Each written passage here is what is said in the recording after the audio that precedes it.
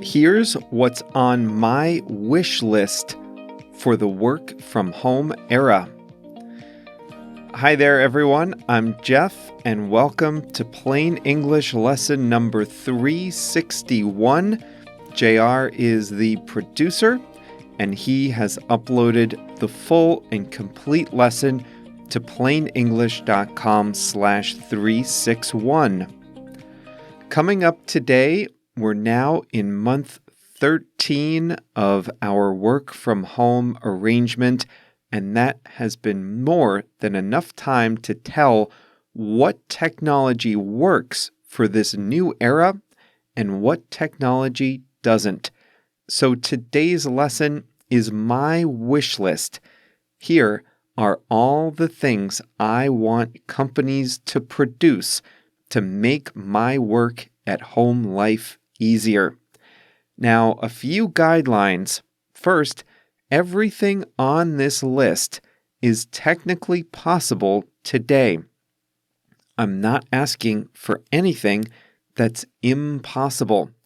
Second, some of this stuff does exist in some form, but it's not really mainstream in our current technology set yet. So I made my list. You can think about what your list would be as you listen. The expression later on is filter out. And during the expression section, I'll tell you about a funny job I had as a teenager. JR has a song of the week too, so let's get going.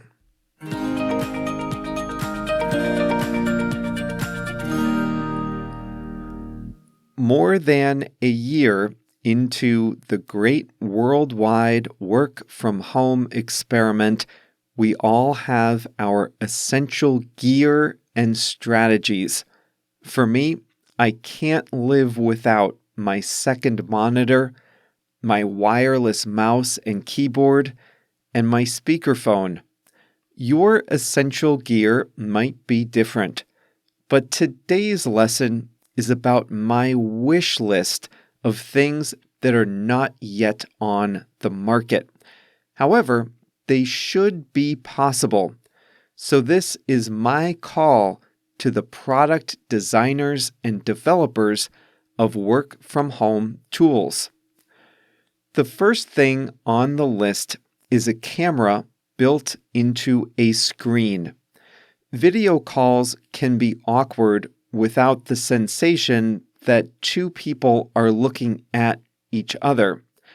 But laptop designs put the camera on top of the screen, or in an unfortunate decision by Dell a few years ago, below the screen and angled up.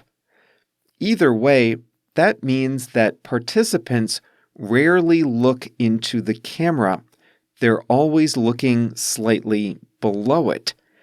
If a camera is behind the screen, then we'd be able to look directly into the camera and have something closer to real eye contact with our coworkers. That brings me to the second thing on the list, and that is an auto-panning camera. To pan is to move the camera left and right, up and down. Most laptop cameras simply show what's directly in front of them. That means that we, as laptop users, are centered in the frame only when we're sitting directly facing the camera, not moving for the entire duration of the meeting. That's part of the reason why Zoom calls are so tiring. Because the camera is fixed in one location, you don't have the flexibility to move your body at all when on a video call. But a camera that naturally pans left and right would allow you to move around a little in your workspace without being off center. Think about it. You can lean back in your chair, stand up, scoot your chair forward or back, turn your body in one direction, and the camera would follow you so that you're always in the frame. This wouldn't necessarily require a lot of moving parts. A wide-angle lens behind the screen could be adjusted by software to find you and center you in the image. Let's take it a step further. Video call software lets you pick the camera you want to use for the call. But if you have two cameras, the software should automatically find you in the camera that shows your face the best. That would give you even more flexibility. On video calls, I use my laptop and an external monitor. But if I'm looking at the external monitor, I'm turning the side of my face to the camera and looking off to the side. Not a great angle. If I had a second camera on my other monitor, the software should follow my face closer to where I'm looking. Are you at your computer right now? If so, look down at your keyboard. What buttons do you see? I'm sure you see all the standard keys, but my keyboard has some custom media buttons. Volume up, volume down, play, pause, fast forward, things like that. My wireless keyboard even has a dedicated eject button. That tells you how old this keyboard is. But here's what's on my wish list for future keyboards. I want hotkeys to mute and unmute, turn on and off video, and to answer and leave a video call or meeting. Yes, I know there are keyboard shortcuts for these in both Microsoft Teams and Zoom, but it's not the same. One of the difficulties in online meetings is not knowing when it's your turn to talk. People taking just a second or two to unmute themselves with their mouse or keyboard interrupts the flow of the conversation. I think our keyboards need to help us find that mute-unmute button faster. If it saves even half a second, it could really improve the quality of our conversations. I'd especially like that to be backlit with a color so you know green if you're not muted and red if you are. I was a little under the weather last week, and I found myself sneezing on video calls.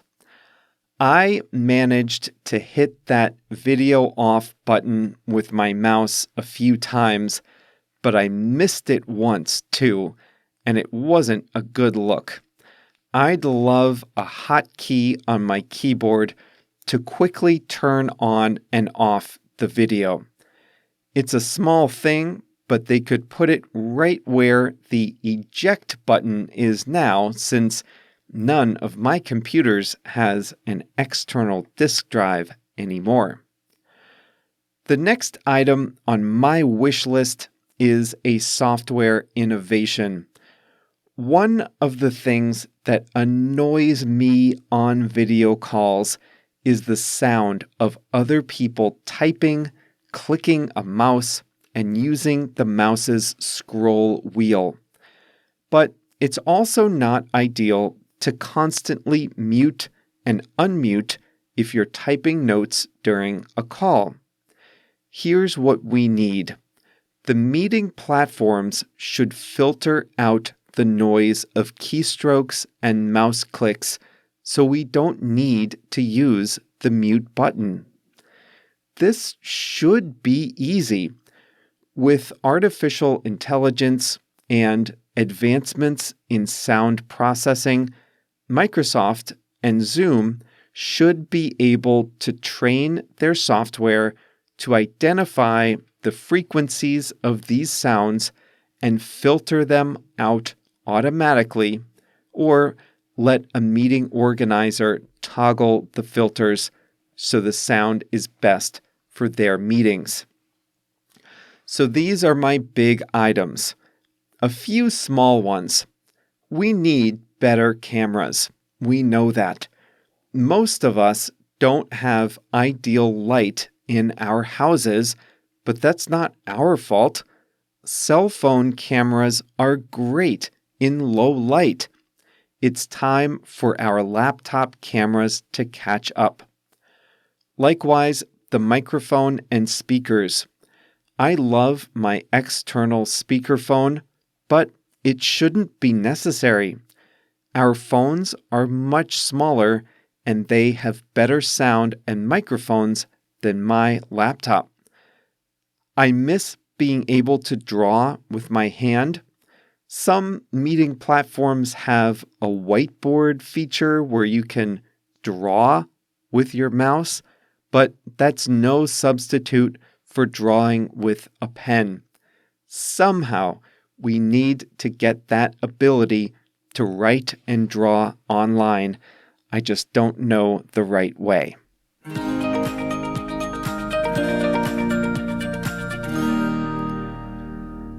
I was about to veer into my wish list for voice commands in Windows, but then I stopped myself.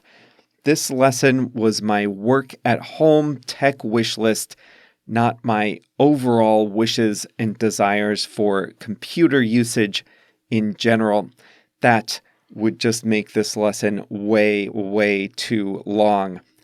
I think the cameras are going to get better, but we're going to have to wait a little for the product cycles to catch up.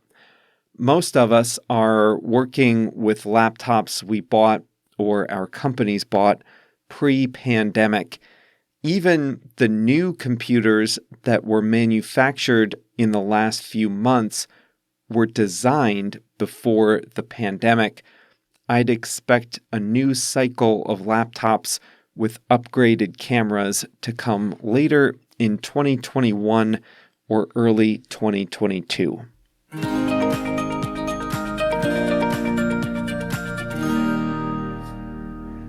Today's expression is to filter out.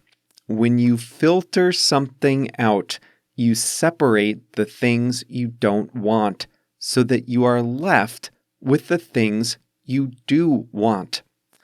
When we use filter out, we're talking about the stuff we want to exclude.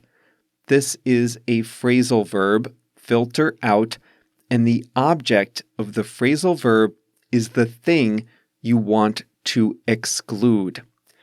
Do you remember what I want to filter out? Or rather, what I want the audio software in Zoom and Microsoft Teams to filter out? I want it to filter out the sound of people typing on a keyboard or clicking on a mouse.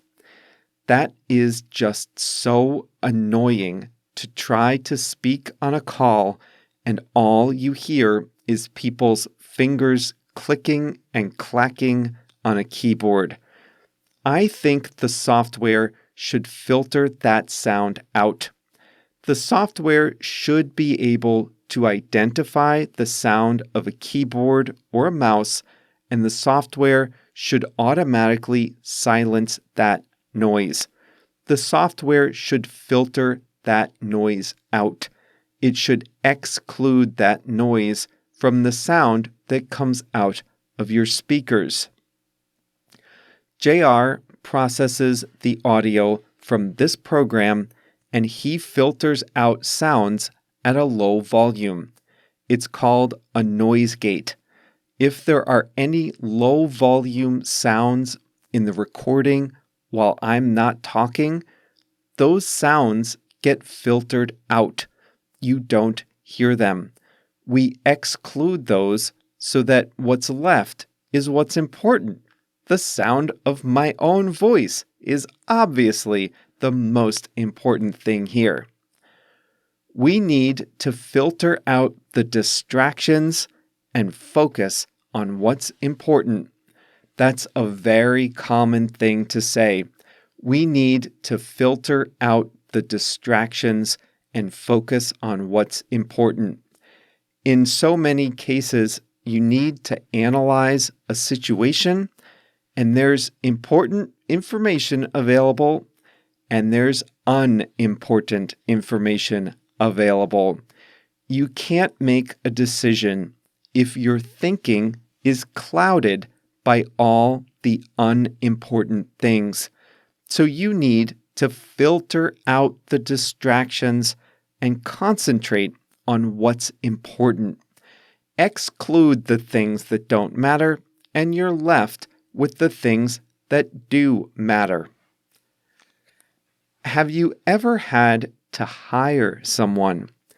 You might notice that you get lots of applications from people who are not even remotely qualified for the job. Sometimes they just send a resume blindly and don't even customize the cover letter. Your first step is to filter those people out. You need to filter out the people who are not qualified, and then you can concentrate on making your choice from among the people who are qualified. You filter out the bad candidates so that you're left with only the good ones. All right, this is funny. I worked at a mail order company as a teenager. It was a warehouse in the back and an office in the front. I worked in both parts. When I was working in the office, my job was to open the mail for mail-in contests. Back then, before the internet, companies would run contests by mail. It was a way to build excitement around the brand. So one time, a company ran a contest that said, if you mail in a joke that's under 50 words, we'll pick the best jokes and send the winners a prize. And just for sending in a joke, we'll send you back a coupon or a discount or something. So my job, I was 16. My job was to open the mail and filter out the jokes that didn't comply with the contest rules. There were really only 2 rules. The jokes had to be 50 words or fewer, and they couldn't be lewd. Lewd is like inappropriate. Jokes about, say, bodily functions or jokes of a sexual nature. It was my job to filter those out. It was a big responsibility. I had to read every joke, count the words, and determine if the joke was lewd or not. And I got paid for this. Now, the funny thing is, I was only 16, so at that point in my life, let's just say I didn't have an appreciation for the full range of ways a joke could be lewd.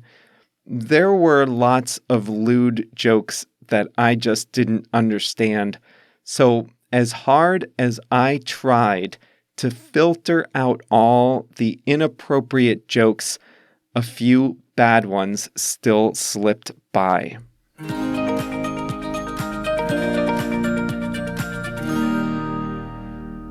Now it's time for JR's Song of the Week. It's called Hugging You by Tom Rosenthal, featuring Billy Martin.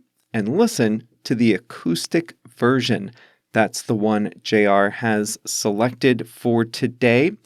This is a duet. The two, Tom Rosenthal and Billy Martin, alternate and sing together. The video is interesting. It shows pairs of people who all start hugging. They're not always romantic partners. Some clearly are, but others are clearly just friends. And it almost looks like people are purposely standing 6 feet apart, social distancing before embracing. But the video came out in 2018. Hugging You by Tom Rosenthal featuring Billy Martin, the acoustic version.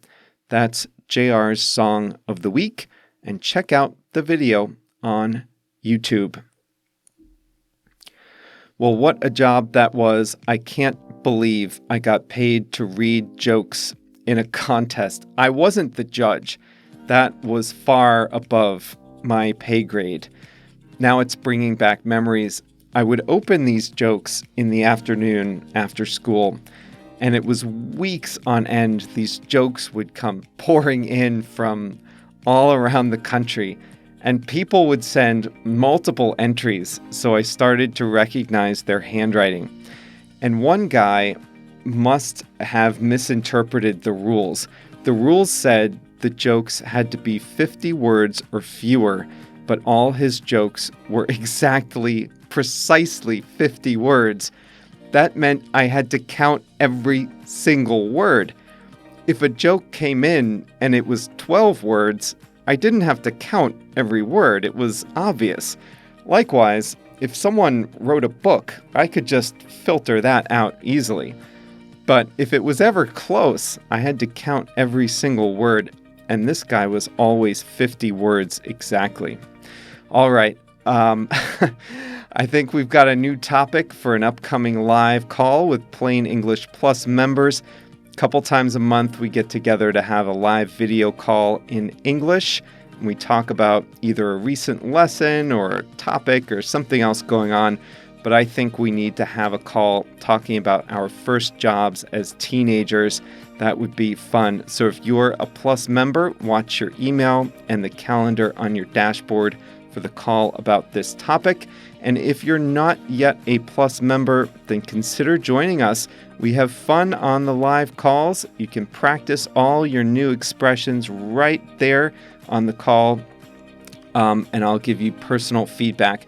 And we have lots of exercises and additional lessons too.